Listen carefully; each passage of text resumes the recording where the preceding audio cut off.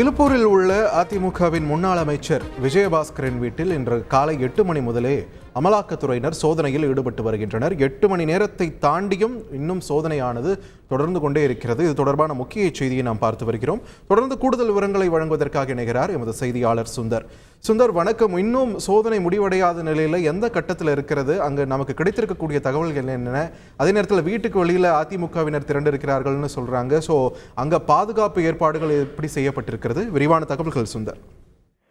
முன்னாள் அமைச்சர் விஜயபாஸ்கரின் இலுப்பூரில் உள்ள அவரது வீட்டில் இந்த காலை 8 மணிக்கு 3 இனங்கள் 10க்கும் மேற்பட்ட அமலாக்கத்துறை அதிகாரிகள் சோதனையில் தற்போது ஈடுபட்டு வருகின்றனர். இந்த சோதனையானது 8 மணி நேரத்திற்கு மேலாக நீடித்து வருகிறது. வீட்டில் விஜயபாஸ்கர் இல்லை, அவர் சென்னையில் உள்ளார். அவர் வீட்டில் விஜயபாஸ்கரின் தந்தை மற்றும் தாய் ஆகிய 2 பேர் மட்டுமே உள்ளனர். தொடர்ந்து இந்த சோதனையானது நடைபெற்று வருகிறது. வீட்டில் உள்ள அறைகள் மற்றும் அதாவது லாக்கர் மட்டுமல்லாது பீரோவிலும் தற்போது அமலாக்கத்துறை அதிகாரிகள் சோதனை செய்து வருவதாக தகவல் கிடைத்துள்ளது. மேலும் விஜயபாஸ்கரின் தந்தையிடம் அதாவது வருமான வரித்துறையினர் ஏற்கனவே நடத்திய சோதனையின் போது கைப்பற்றப்பட்ட ஆவணங்களின் அடிப்படையிலேயே இந்த சோதனையாக நடத்தப்படுவதாக தெரிவிக்கப்பட்டுள்ளது. இந்த நிலையில்தான் அந்த ஏற்கனவே கைப்பற்றப்பட்ட ஆவணங்களில் உள்ள தகவல்கள் குறித்து தற்போது விஜயபாஸ்கர் தந்தையிடம் அமலாக்கத்துறை அதிகாரிகள் விசாரணை செய்து வருவதாகவும் தகவல் கிடைத்துள்ளது. இந்த நிலையில்தான் இந்த சோதனையை கேட்டு காலை முதலே 100க்கும் மேற்பட்ட அதிமுகவினர் விஜயபாஸ்கர் வீட்டிற்கு முன்பாக குவிந்துள்ளனர்.